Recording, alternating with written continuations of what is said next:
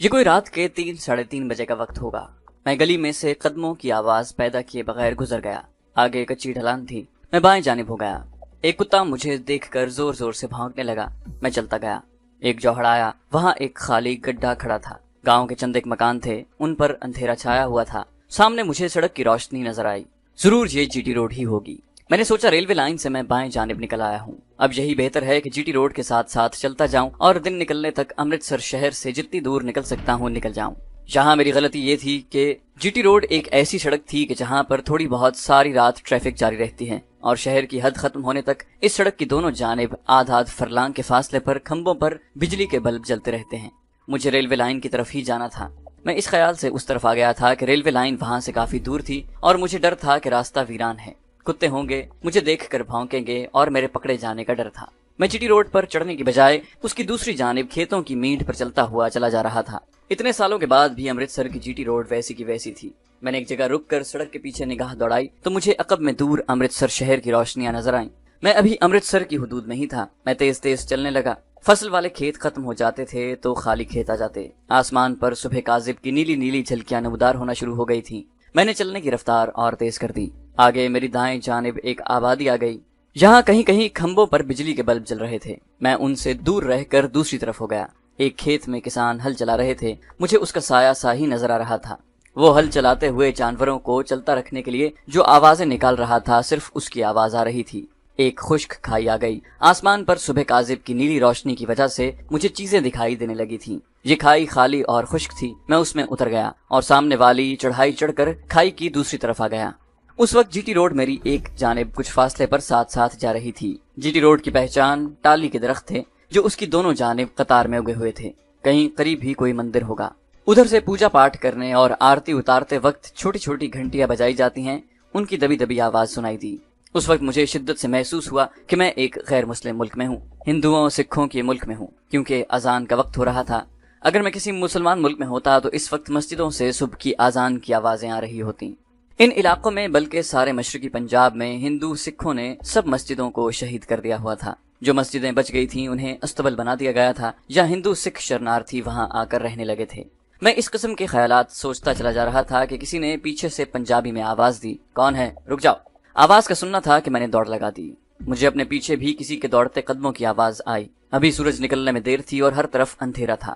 میں ایک اونچی فصل والے کھیت میں گھس گیا۔ فصل شاید کماد کی تھی۔ میرے دوڑنے سے ٹہنوں کے ٹوٹنے اور ادھر ادھر ہونے کی آواز پیدا ہوئی۔ مجھے اپنے پیچھے بھی ایسی ہی آوازیں آنے لگیں۔ کوئی میرے پیچھے بھاگا چلا رہا تھا۔ یقیناً یہ کوئی پولیس کا سپاہی تھا۔ اگر پولیس کا آدمی نہیں تھا تو پولیس کا مخبر ہوگا۔ اس سارے علاقے میں پولیس نے لوگوں کو اور رات کو پہرا دینے والوں کو میرے بارے میں ہوشیار کر دیا تھا۔ ضرور یہ کوئی چوکیدار ہوگا جس نے مجھے للکارا تھا اور میرے بھاگنے پر میرے پیچھے دوڑ پڑا تھا۔ کھیت ختم ہوا تو سامنے درختوں کا جھنڈ تھا۔ میں ان درختوں میں گھس گیا۔ میں بے تحاشا دوڑتا چلا جا رہا تھا۔ دوڑنے میں وہ شخص میرا مقابلہ نہیں کر سکتا تھا۔ تیز دوڑنا اور زیادہ سے زیادہ دیر تک دوڑنا میری کمانڈو ٹریننگ کا اہم حصہ تھا، مگر میرے آگے درختوں کی اور جھاڑیوں کی رکاوٹیں آ رہی تھیں۔ میرے پیچھے دوڑنے والے نے مجھے گالی دے کر بلند آواز میں کہا، بھاگ کر کہاں جاؤ گے؟ آگے پولیس کھڑی ہے۔ پولیس کا نام لے کر شاید اس نے مجھے ڈرانے کی کوشش کی تھی، لیکن پولیس کے نام سے مجھے یہ معلوم ہو گیا تھا کہ میرے پیچھے بھاگنے والے کو یقین ہے کہ میں وہی پاکستانی جاسوس ہوں جو امرتسر جیل سے بھاگا ہوا ہے اور جس کو پولیس تلاش کر رہی ہے۔ میں اونچے اونچے سرکنڈوں اور ٹبوں کے درمیان بھاگتا جا رہا تھا۔ آسمان پر پھیکی پھیکی صبح کی روشنی ہونے لگی۔ اچانک مجھے خیال آیا کہ میں آخر کب تک دوڑتا رہوں گا؟ میرے پیچھے ایک ہی آدمی لگا ہوا ہے، میں اسے قابو کر سکتا ہوں۔ یہ سوچ کر میں گھوم کر سرکنڈوں کی ایک اونچی جھاڑی کے پیچھے ہو کر گھات لگا کر کھڑا ہو گیا۔ جو آدمی میرے پیچھے دوڑتا ہوا آ رہا تھا وہ تھک گیا تھا۔ وہ آہستہ آہستہ دوڑ رہا تھا۔ اس نے اونچی آواز میں کسی کو آواز دے کر کہا، اوئے ادھر آؤ، اوئے پاکستانی جاسوس کو میں نے پکڑ لیا ہے۔ جیسے ہی وہ سرکنڈوں کے قریب سے گزر کر ایک دو قدم آگے گیا، میں نے پیچھے سے اس پر اس طرح چھلانگ لگائی کہ میرے سیدھے بازو نے اس کی گردن کو اپنے فولادی شکنجے میں لے کر اپنے ساتھ ہی نیچے گرا دیا۔ میں نے اس آدمی کے نیچے گرتے اس کی گردن کو صرف ایک جھٹکا دیا۔ اس کا سانس بند ہو چکا تھا۔ میں نے اس کی لاش کو وہیں چھوڑا اور اٹھ کر سامنے کی جانب دوڑ پڑا جس طرف آبادی تھی۔ میں اس علاقے کو چھوڑ کر جی ٹی روڈ والے ٹالی کے درختوں میں آ گیا۔ اب میں چاہتا تھا کہ مجھے آگے جالندھر کی طرف جاتی کوئی ایسی سواری مل جائے جو مجھے اس خطرناک علاقے سے نکال دے۔ ایسی سواری کوئی ٹرک ہی ہو سکتا تھا۔ اپنے کمانڈو مشن کی سرگرمیوں کے دوران میں نے اکثر دو شہروں کے درمیان راتوں کو چلنے مال بردار ٹرکوں پر لفٹ لے کر کافی سفر کیا تھا۔ مجھے یہ احساس بھی تھا کہ امرتسر جیل سے میرے فرار کی اطلاع ارد گرد کے شہروں اور ضلع کے سارے تھانوں کو پولیس نے کر دی ہوگی، اور بہت ممکن ہے کہ راستے میں پولیس نے ناکہ بندی بھی لگا رکھی ہو، پولیس چیکنگ بھی کر رہی ہو، میری تصویر پولیس کو مل گئی ہوگی۔ ہر سپاہی کے پاس میری تصویر نہیں ہو سکتی، لیکن پولیس مجھے مشکوک سمجھ کر پکڑ ضرور سکتی تھی۔ میں ٹالی کے درختوں کے دوسری طرف سے ہو کر جی ٹی روڈ پر چل رہا تھا۔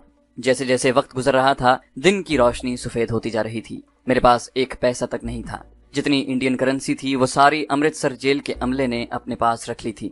میرا حلیہ ایسا تھا کہ اپنے لباس سے میں یا تو کوئی مزدور لگ رہا تھا یا مشکوک۔ دور مجھے سڑک کے کنارے کچے پر رکی ہوئی ایک موٹر کار نظر پڑی۔ اس کا ڈرائیور اس کا ٹائر بدل رہا تھا۔ میرے قریب جانے تک اس نے ٹائر بدل لیا تھا اور اگلی سیٹ کھول کر بیٹھنے ہی والا تھا کہ میں دوڑ کر اس کے پاس گیا، پرنام کیا اور کہا، مہاراج آپ کی بڑی کرپا ہوگی، مجھے آگے تک لے جائیں۔ میری ماتا سورگواش ہو گئی ہیں، میرے پاس گاؤں جانے کے لیے پیسے نہیں ہیں۔ ڈرائیور بوڑھا آدمی تھا اور ہندو تھا۔ اس نے مجھے سر سے پاؤں تک دیکھا اور کہا، کہاں جاؤ گے؟ میں تو امبالے جا رہا ہوں۔ میں نے کہا، مہاراج مجھے جالندھر کے قریب میاں والے گاؤں میں جانا ہے۔ میں نے اس خیال سے یوں ہی ایک فرضی گاؤں کا فرضی نام بول دیا تھا کہ پنجاب میں بے شمار چھوٹے چھوٹے گاؤں ہیں اور ان گاؤں کے نام اسی قسم کے ہوا کرتے تھے۔ اس نے کہا، بیٹھ جاؤ اندر، سویرے سویرے کیا کام لے کر آ گئے ہو، انکار بھی نہیں کر سکتا۔ وہ گاڑی سٹارٹ کر کے سڑک پر لے آیا اور گاڑی خالی سڑک پر چل پڑی۔ یہ پرانی سی موٹر کار تھی، خدا جانے کس ماڈل کی تھی اور اس کا کیا نام تھا۔ پھولی ہوئی نسواری رنگ کی گاڑی تھی، پچھلی سیٹ کافی نیچے بیٹھی ہوئی تھی۔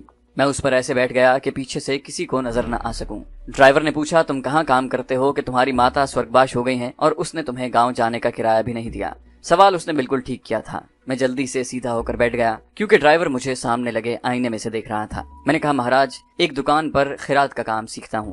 لالا جی دلی گئے ہوئے تھے، ماتا جی کے سورگواش ہونے کی خبر ملی تو کسی سے پیسے نہیں مانگ سکتا تھا۔ 10-15 روز ہی ہوئے ہیں یہاں کام کرتے، اکیلا دکان کی چھت پر سوتا ہوں۔ اس کے بعد ڈرائیور نے مجھ سے کوئی سوال نہ کیا۔ میں نے سیٹ پر کھسکتے کھسکتے اپنا سر نیچے کر لیا تاکہ پچھلے شیشے سے میں نظر نہ آ سکوں۔ گاڑی ایک خاص رفتار سے بھاگی جا رہی تھی۔ سڑک پر ٹریفک زیادہ نہیں تھی، سورج نکل آیا تھا، دھوپ چاروں طرف پھیل گئی تھی۔ پیچھے سے ایک ٹرک آ گیا، ڈرائیور نے گاڑی ایک طرف کر لی، ٹرک گزر گیا۔ ڈرائیور نے گالی دے کر کہا، اتنی تیز ٹرک چلاتے ہیں، ایکسیڈنٹ کیوں نہ ہوں گے؟ میں بڑا چوکس ہو کر سامنے کی طرف سڑک پر دیکھ رہا تھا۔ دور تک سڑک خالی تھی۔ کوئی 15-20 منٹ کے بعد کوئی قصبہ آیا جس کے مکان اور دکانیں جی ٹی روڈ کے دونوں جانب تھیں۔ خطرہ تھا کہ جہاں پولیس کی ناکہ بندی نہ ہو، مگر ایسی کوئی بات نہیں تھی۔ گاڑی قصبے سے گزر گئی۔ امرتسر سے جالندھر 40 میل دور ہوگا۔ پون گھنٹے کے بعد جالندھر کے آس پاس کا علاقہ شروع ہو گیا۔ یہ علاقہ میرا جانا پہچانا تھا۔ ڈرائیور نے سامنے والے آئینے میں سے مجھے گھورتے ہوئے پوچھا، اوئے تمہارا گاؤں کہاں ہے؟ آگے تو جالندھر آ رہا ہے۔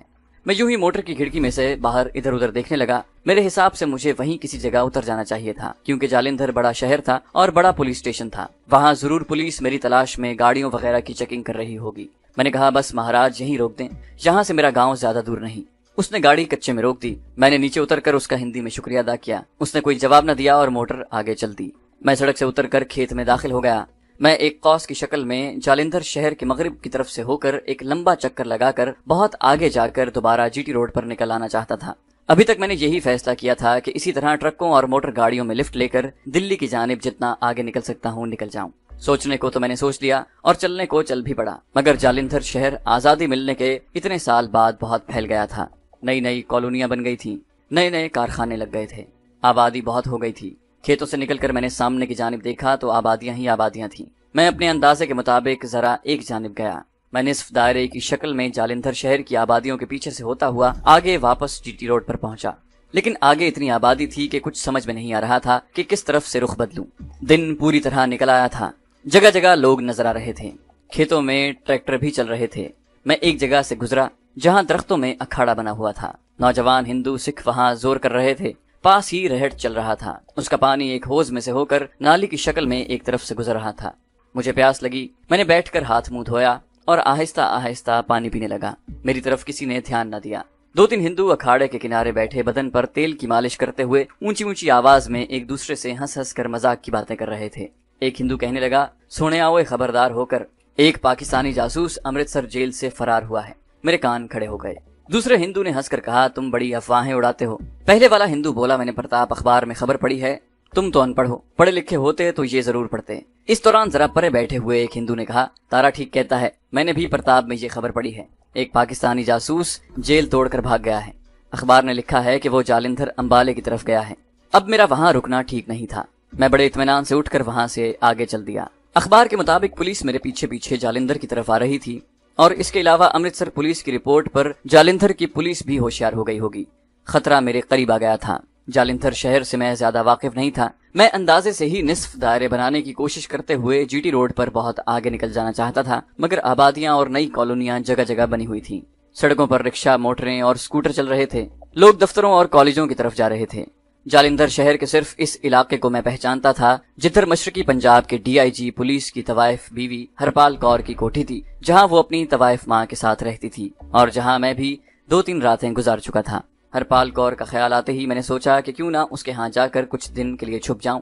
جب حالات ذرا معمول پر آ جائیں تو وہاں سے دلی روانہ ہو جاؤں، مگر مجھے یہ پتہ نہیں چل رہا تھا کہ وہ علاقہ یہاں سے کس طرف ہے جہاں ہرپال کور کی کوٹھی ہے۔ یہ سکھ طوائف عورت مجھ سے بڑی محبت کرنے لگی تھی۔ میں نے اسے اپنا نام جگدیش بتایا تھا اور اپنے آپ کو جالندھر کا رہنے والا اور کالج سٹوڈنٹ ظاہر کیا تھا۔ میں سوچ بھی رہا تھا اور چل بھی رہا تھا۔ میں ایک کالونی کے کوارٹروں کے درمیان سے گزر گیا، آگے پھر ایک کالونی آ گئی، وہاں سے اندازہ لگا کر جی ٹی روڈ کی طرف ہو گیا۔ میں ایک چھوٹے سے ویران میدان میں سے گزر رہا تھا جہاں کوڑے کرکٹ اور لوہے کے سکریپ کے ڈھیر جگہ جگہ پڑے تھے۔ ان کو عبور کر کے چھوٹی سی سڑک پر آیا تھا۔ ایک جانب 4 دیواری میں سبز رنگ کا پرچم لہراتا نظر آیا۔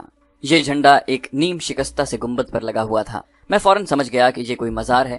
میں دیوار کے ساتھ ساتھ چلتا مزار کے دروازے کے پاس آ گیا۔ میں نے اندر جھانک کر دیکھا، ایک چھوٹی سی مسجد کا صحن تھا۔ دوسری طرف گنبد والے مزار کا چھوٹا سا دروازہ تھا جس کے اوپر چھوٹی چھوٹی سبز جھنڈیاں لگی تھیں۔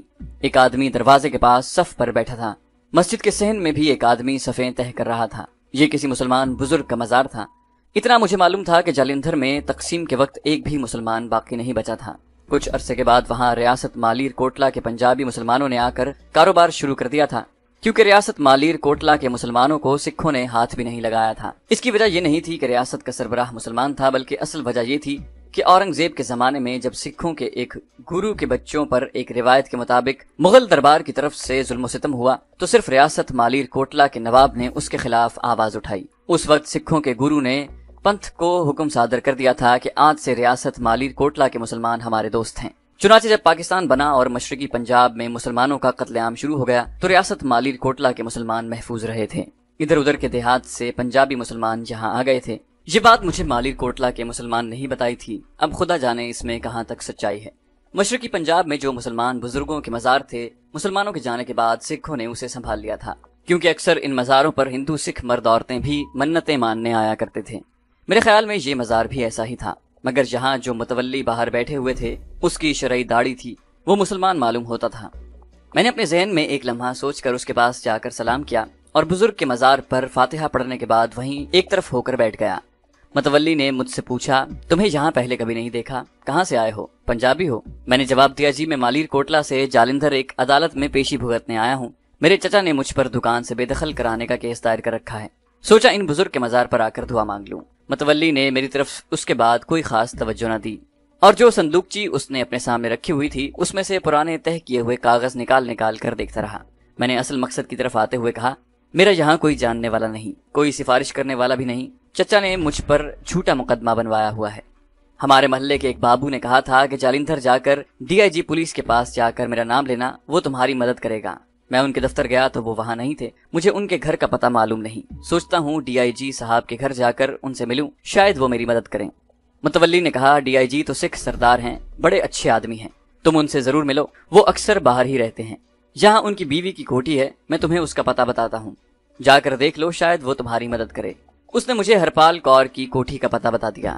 میں نے متولی سے یہ کہہ کر تھوڑے پیسے ادھار لے لیے کہ میری جیب کٹ گئی تھی۔ مالیر کوٹلا جاتے ہی میں یہ پیسے منی آرڈر کروا دوں گا۔ میں سلام کر کے اٹھا اور سڑک پر ایک طرف چلنے لگا۔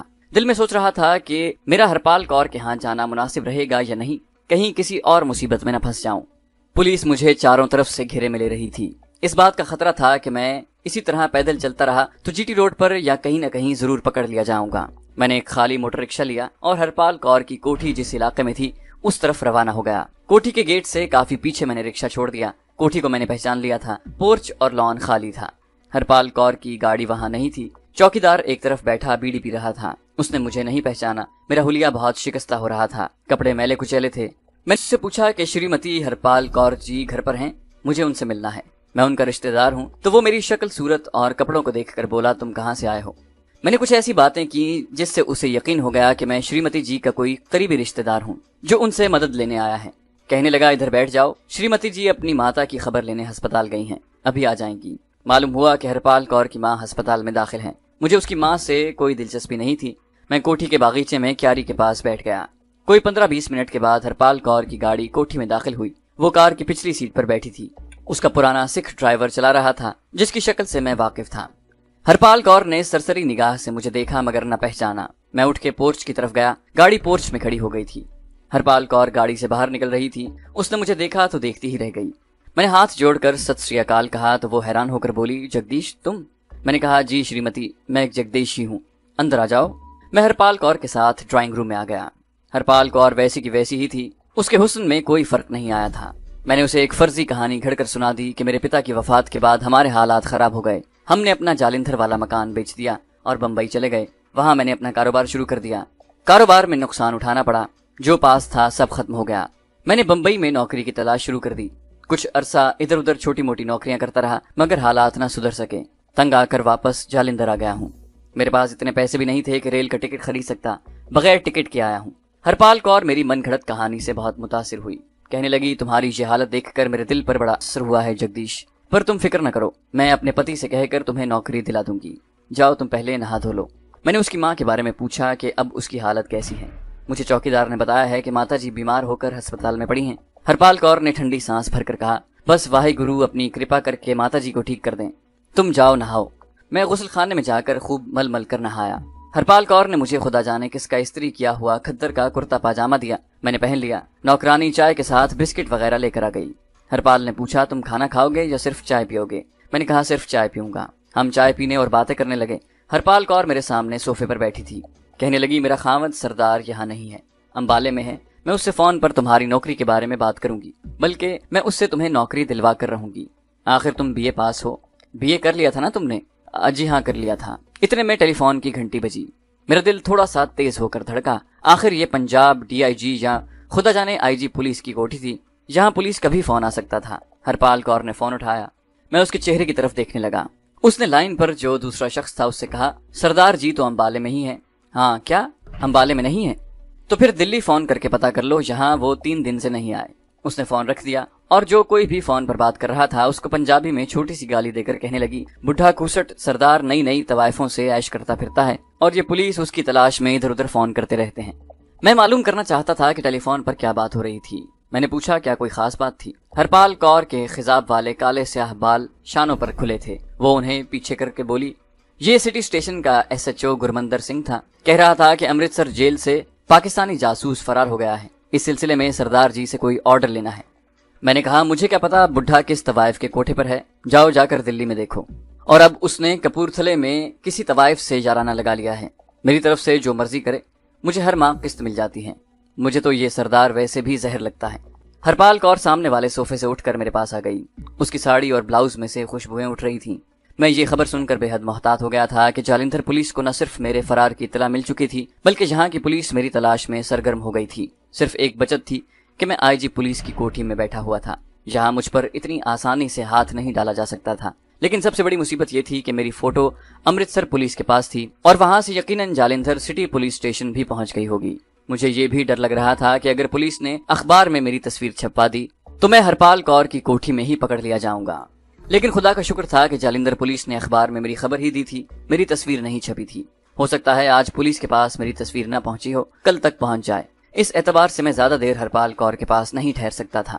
زیادہ سے زیادہ میں 1 رات وہاں بسر کر سکتا تھا۔ مجھے اگلے روز وہاں سے ہر صورت میں دلی کی طرف روانہ ہو جانا چاہیے تھا، اور جانا بھی اس طرح تھا کہ میں راستے میں پولیس کی ناکہ بندی اور چیکنگ سے محفوظ رہ سکوں۔ اس سلسلے میں ہرپال کور میری مدد کر سکتی تھی۔ میں اسی لیے اس کے پاس آ گیا تھا۔ ہرپال کور چائے پینے کے بعد کہنے لگی، چلو میرے ساتھ شاپنگ سینٹر چلو، اپنی پسند کی ریڈی میڈ کپڑے خرید لو۔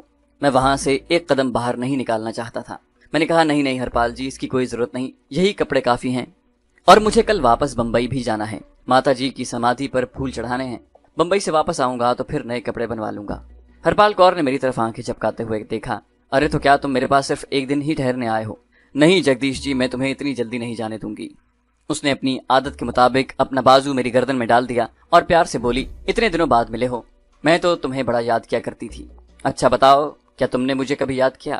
میں اس وقت اس قسم کی باتوں کے موڈ میں نہیں تھا۔ اس عورت کو پتہ ہی نہیں تھا کہ میں ہی وہ آدمی ہوں جو امرتسر جیل سے فرار ہوا ہوں، جس نے ایک خون بھی کیا ہے اور جس پر پاکستانی جاسوس ہونے کا الزام ہے، مگر مجبوری تھی، مجھے اس سے پیار بھری باتیں کرنی پڑیں۔ اس وقت مجھے محسوس ہوا کہ واقعی جھوٹی محبت کا ڈرامہ کرنا بہت بڑا صبر طلب کام ہے۔ میں نے بھی بادل نخواستہ اپنا بازو اس کی گردن میں حمائل کر دیا۔ وہ بڑی خوش ہوئی۔ میں نے کہا، ہرپال جی، میں چاہے جتنے بھی کشٹ اٹھاتا رہوں، پر واہ گرو گواہ ہے کہ میں نے آپ کو بڑا یاد کیا ہے۔ مجھے اس کے منہ سے شراب کی ہلکی سی بو آئی۔ میں نے پوچھا، کیا تم نے دن کے وقت بھی پینی شروع کر دی ہے؟ وہ دوبارہ میرے قریب آ کر بولی، یوں ہی ہسپتال جاتے وقت اسکاچ کا ایک ہلکا سا پیگ لگا لیا تھا۔ پھر اس نے اپنا بازو میری گردن سے نکال لیا اور اداس ہو کر کہنے لگی، مجھے اپنی ماتا جی کی بڑی فکر ہے۔ تم نہیں جانتے، میری ماتا جی نے مجھے مصیبتیں جھیل کر پالا ہے۔ اور اس کی آنکھوں سے آنسو ٹپک پڑے۔ مجھ پر لازم تھا کہ میں اس کے آنسو پوچھوں۔ میں نے اس کی ساڑی کے پلو سے اس کے آنسو پہنچتے ہوئے کہا، جی ہلکا نہ کرو ہرپال جی، واہ گرو ماتا جی کو اچھا کر دے گا۔